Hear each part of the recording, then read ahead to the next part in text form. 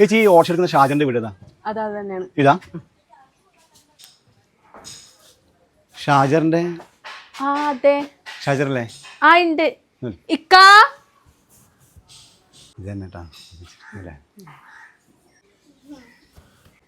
ഇക്ക ആരോ വന്നിട്ടാ അറിയില്ല.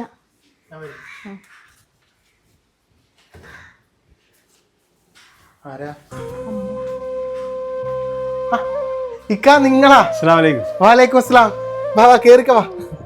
ഇതെന്താ ഒരു ഇരുളാണ്ട് പെട്ടെന്ന്? വെറുതെ പെരുന്നാളൊക്കെയല്ലേ. ഇതെങ്ങനെ വീടെല്ലാം മനസ്സിലായി? അതൊക്കെ മനസ്സിലായി. ഇരിക്കും മക്കളെ, ഇരിക്കി. ഇത് നിനക്ക് മനസ്സിലായ? മോളെ പേര് ഞാൻ പറഞ്ഞിരുന്നില്ല നിന്നോട്? വണ്ടിന്ന് ബാഗ് കിട്ടിയിട്ട് അയക്കാന്നത്. ഇക്ക പിന്നെന്താന്ന് വെറുതെ ഇങ്ങോട്ട്?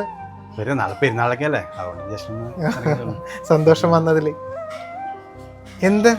ഒന്നുമില്ല, അല്ല ഞങ്ങളൊരു ചെറിയൊരു സമ്മാനം. വേണ്ടക്ക് ഇതൊന്നും. അതെ, കൊണ്ടുതന്നെ ഒരു പാരിതോഷികമായിട്ട് ഞാൻ കാണരുത്, നമ്മൾ ചെറിയൊരു സമ്മാനം. വേണ്ടക്ക് ഇതൊന്നും വേണ്ട, സ്നേഹം മാത്രം മതി. ഇല്ല അങ്ങനല്ല, ഇത് അയ്യോ അല്ല ഇതാണ് വെക്കണം. ഇത് അങ്ങനല്ല, നാളെ പെരുന്നാളൊക്കെ അല്ലേ, ഇപ്രാവശ്യം പെരുന്നാൾ ഞങ്ങളെ വക ആയിക്കോട്ടെ. നമ്മുടെ സന്തോഷത്തിന് വേണ്ടിട്ടാണ് വെച്ചേ പറ്റൂ പ്ലീസ്. പിന്നെ ഞങ്ങൾ വന്നത് നിങ്ങൾ ക്ഷണിക്കാൻ വേണ്ടിയാണ്. നിങ്ങൾ കുടുംബസമേതം നാളെ പെരുന്നാൾ ഞങ്ങളെ വീട്ടിൽ കഴിയും. ഓക്കെ ഓക്കെ മോനെ വരണം കേട്ടാ. ഒരുപാട് സന്തോഷിക്കാം, എനിക്കൂടെ വരാൻ തോന്നിയല്ലേ, ഒരുപാട് സന്തോഷം. അപ്പൊ നാളെ മക്കളെല്ലാം കൂട്ടിയിട്ട് വീട്ടിലേക്ക് വാ, വീട്ടിൽ നിന്ന് പെരുന്നാൾ പോട്ടെ. വാലേക്കും അസ്സലാം. ശരി.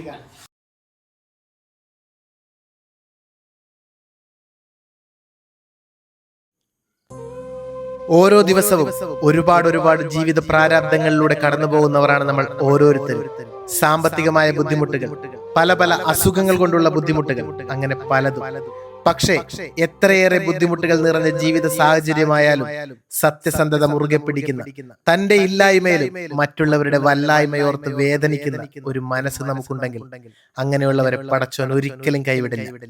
കഷ്ടപ്പെടുന്നവരുടെ കരങ്ങൾ നിങ്ങൾ ചേർത്ത് പിടിക്കുമ്പോൾ നിങ്ങളുടെ കരങ്ങൾ പടച്ചോൻ ചേർത്ത് പിടിക്കും.